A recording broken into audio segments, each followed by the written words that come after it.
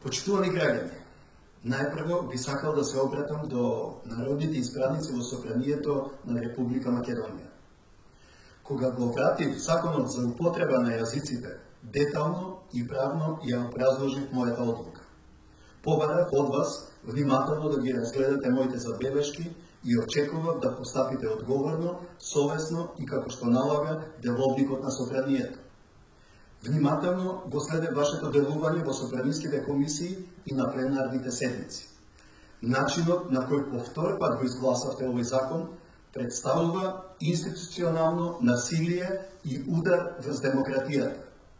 Се надевам дека сте свесни за преседанот што го правите и за последиците и штетите по правото и правната држава што во иднина може да произлезат од овој преседан. Не само што го злоупотребивте европското знаме на овој закон, туку ги прекршивте и сите правни процедури, постапки и рокови во начинот на неговото носење. Во ниту еден момент не побаравте консултации со науката и надлежните институции кои се најповикани да дадат своje мислење по кршањето на законот за употреба на јазиците во Република Македонија. Така не се води држава.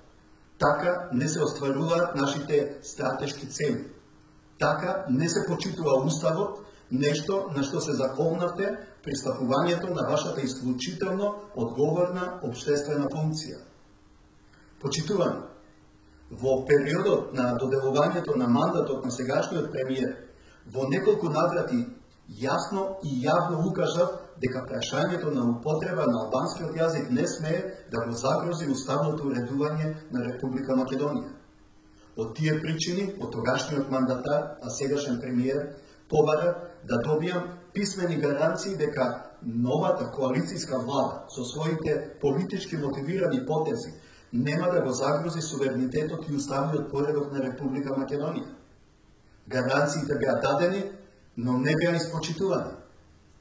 Законот за употреба на јазиците, на начинот на кој што е напишан, но и изгласан, ќе предизвика целосна блокада на работата на институциите. Во услови на блокада на институциите, голема е веројатноста да се отвори прашањето за редефинирање на нашето уставно уредување. Законот за употреба на јазиците е неправеден и репресивен закон кој фаворизира само еден јазик. Ваков закон ќе ги продлабочи меѓуетничките тензии и представува закана по меѓуетничкиот соживот. Почитувани граѓани, преминат е предвидениот рок од 30 дена за отварање на собраниската дебата. Заобиколена е расправата по пратеничките амандмани на опозицијата. Игнорирани се советите од Европската унија. Повреден е уставот на Република Македонија и деловникот за работа на собранието. И по својата репресивна содржина и по насилниот начин на кој е донесен, овој закон не е израз на демократијата. Овој закон е израз на тиранијата на парламентарното мнозинство врз мнозинството граѓани на Република Македонија. Мнозинството граѓани никогаш не гласале, ниту некогаш би гласале за политичка програма во која е предвиден ваков противуставен, антидржавен и суштински неправеден закон.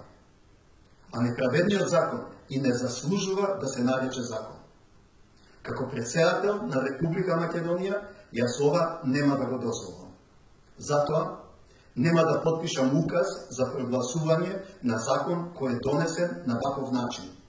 Закон со кој се злоупотреби европското знаме, закон за кој не се водеше дебата по амандманите кои произлегува од моите укажувања, закон кој се изгласа вон сите процедури, закон кој е противуставен и закон кој ги крши дадените гаранции. Уставот и совеста не ми дозволуваат да ставам подпис на указ за прогласување на ваков закон.